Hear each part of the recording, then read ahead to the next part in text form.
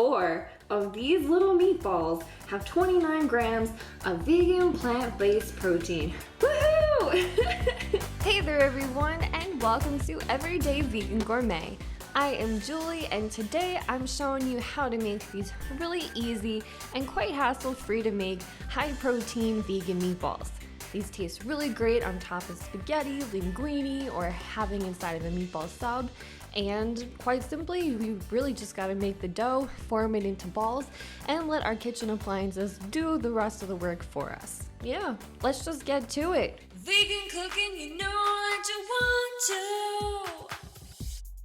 Smells like meatballs. These taste like meatballs. They have the texture that I remember meat being, and they smell and taste like grandma's meatballs, and I'm so excited. They smell delicious together. It smells like these are going to be some delicious meatballs. Okay, so I'm gonna be a little weird here, but this is a true fact. It's very important to smell your ingredients all together before you put them together, because you get an idea of what the outcome is going to be. So anyways, let's mix stuff together and make some meatballs. Alrighty, so all of the exact measurements will be down in the description box below, or you could just click onto my website and I'll be there for you. But basically, we are going to need tomato sauce, water, onion powder, garlic powder, Cajun seasoning, nutritional yeast, salt, chili powder, ground cumin, and rinsed and drained black beans. Then you just blend all of that together inside of your high-speed blender. I know it doesn't look the prettiest, but then put that all into a large mixing bowl with some chopped up red onions, some diced garlic, some Italian seasoning, and then mix that all together. Then we are going to add in some wheat gluten. This is Vital Wheat Gluten. I'll leave a link down below if you don't know how to get some or you don't have it in your local store. And this is the best brand and best price that I have found, and you can get it on Amazon with Amazon Prime for free shipping. That's just what I used. And now you just mix it all together with your spatula. When you can no longer mix it together with your other spatula, take your hands. I like to use disposable gloves just because I don't have stuff underneath my fingernails and things, and just knead your dough for a couple minutes until it's much firmer and everything is well combined. And it just looks like a giant ball of dough, and it smells wonderful. Now we are going to take out our steamer inserts. Either you can put it inside of your rice cooker if you have a large rice cooker. Me here yet again, if you need a steamer insert for your large pot, I will leave a link down below to the one I'm using, and it's really portable and handy. You just unfold it, and then we put in some green cabbage, the cheapest cabbage you can find, and now we're gonna line our meatballs. You know how to make meatballs. Take the dough, form it into 16 equally sized balls, and just line them into your cabbage. By the way, you don't have to buy a whole cabbage, a whole head of cabbage that is, when getting cabbage for lining. I just like to take those really big leaves that are already fallen off at the grocery store, and I just buy those. I buy a few of them, spend like 10 cents, and I call it a day.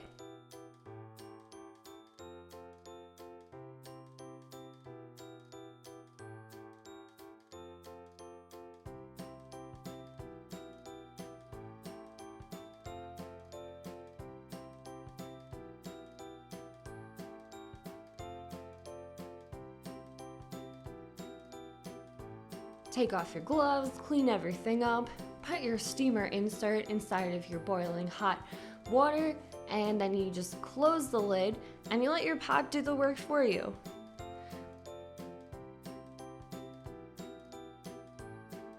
Basically, you are going to steam these with a slight crack in the lid for about 35 minutes, then take out the steamer insert, flip over your meatballs, and then let them cook for another 25 minutes or so, or until they are nice and firm to the touch with your fork and they're not mushy. If they're mushy, then cook them longer.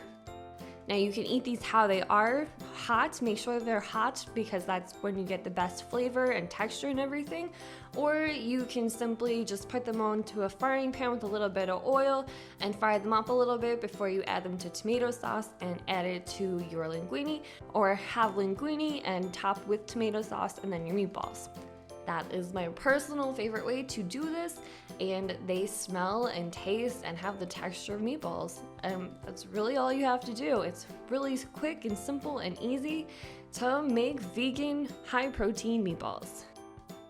So this recipe was actually perfected in an Experiments in My Kitchen video that I live streamed on Facebook Live on our Facebook page at Everyday Vegan Gourmet, and it worked out the second time around. This is the second time I worked on this recipe and it worked out. So if you are making your own recipes, I just hope that you Don't be afraid of making food in your kitchen, especially vegan food. So this took me 2 attempts to make this recipe from scratch, from my brain. Sniff your ingredients before you put them together if you are trying to make your own recipes or you're just trying to make things without a recipe. That's the best way that I found it is to make really great food, especially vegan foods, and this has the texture of meat. Follow the directions, go to the blog, go to the website, check out the magazine that's coming out for you, online magazine, everything's for free, and keep on having fun, gourmet vegan cooking in your kitchen.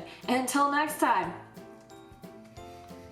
meatballs for spaghetti, for linguine, I think I'm gonna try making meatloaf, and burgers.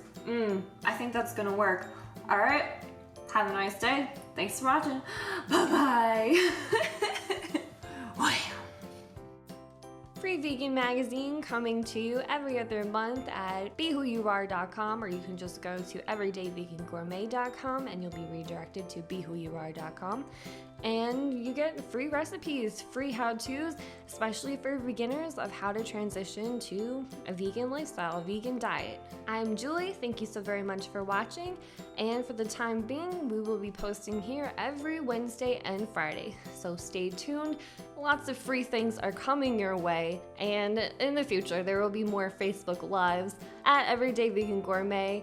Also, there is an Instagram page that has lots of pictures and lots of how-tos and things when I have them for you of vegan cooking.